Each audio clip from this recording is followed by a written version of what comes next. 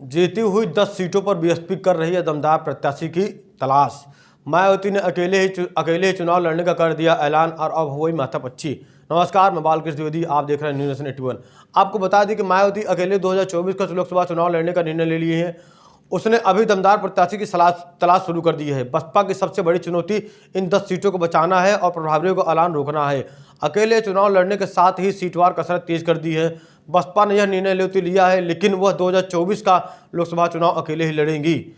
Sitting सांसदों का भरोसा डगमगा रहा है। इसने नया ठिकाना तलाशने की चर्चाएं भी तेज आ रही है। ऐसे में बताया जा रहा है कि सबसे बड़ी चुनौती इन 10 सीटों को बचाने की कोशिश कर रही हैं।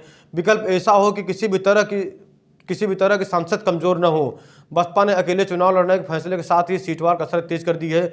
उसने उन 10 सीटों पे पार्टी का फोकस कर रही हैं जिसमें 2019 में जीत हासिल की थी। उनके वर्तमान सांसद दूसरे दलों के संपर्क में है, आने की सूचना मिल रही है। इसे देखते हुए बसपा उनके विकल्प की तलाश रही है।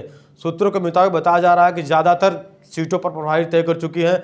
सहारनपुर की सीट पर माजिद अली को काफ़ी पहले प्रभारी घोषित कर दिया गया था और उनका नाम वहां पे चुनाव के लिए हासिल कर दिया गया था, जहां 35 और 40% वोट अधिक वहां हासिल किए गए थे।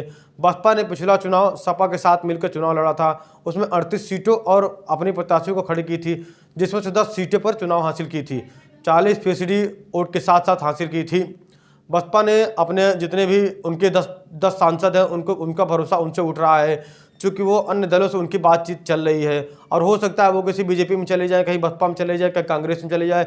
इसलिए मायावती ने बीएसपी से अपने उम्मीदवार लोकसभा चुनाव के लिए कुछ नए दावेदार सांसदों की पार्टी की तलाश कर रही हैं, जो कि उनसे उनकी छवि और भी बढ़िया हो।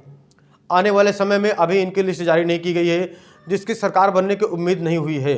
ऐसे में सरकार बनने में शामिल हो सकते हैं। मायावती आज करेंगी बैठक।